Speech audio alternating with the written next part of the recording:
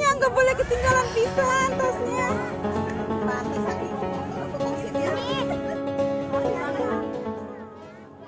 Syederalun, uang 100 juta rupiah ditemukan dalam tas milik orang dalam gangguan jiwa atau ODGJ yang meninggal dunia di SPBU Grogol 5 Kota Depok pada Senin 13 Februari 2023.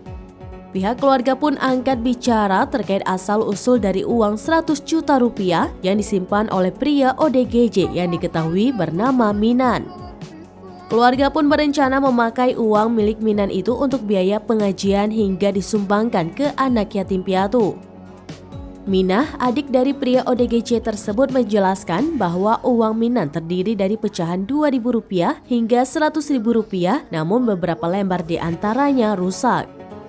Ia menjelaskan bahwa uang-uang itu didapat dari orang lain yang memberi Minan uang. Sebab diketahui Minan kerap duduk di depan SPBU Grogol 5 Kota Depok itu sepanjang hari.